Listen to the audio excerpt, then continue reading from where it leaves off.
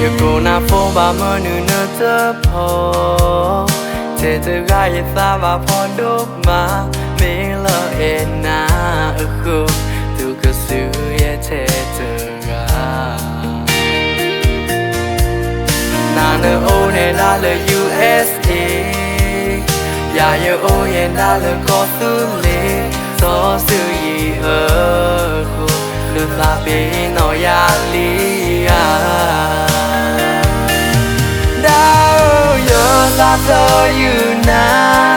Now your head will test on now. Mean a thing I need and oh, you're in now. Maybe one in your corner. Go chucking me and love tumble your air now the fire.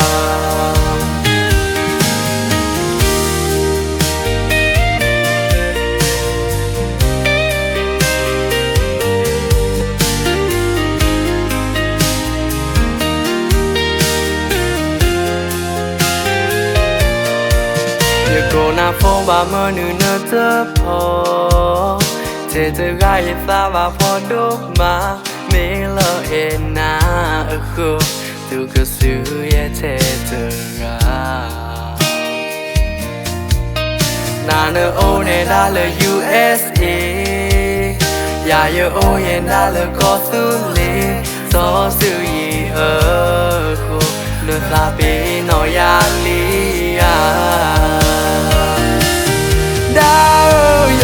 After you now, now your head will test on now. Mean a thing I need and oh, you're in now.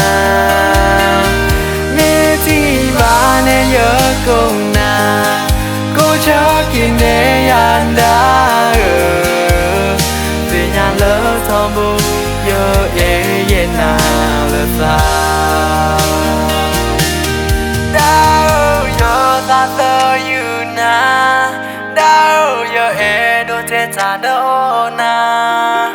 Mean a thing I need and oh, you're in now.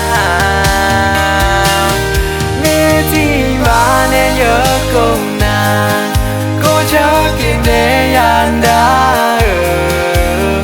being a love tumble, you're in now the fire.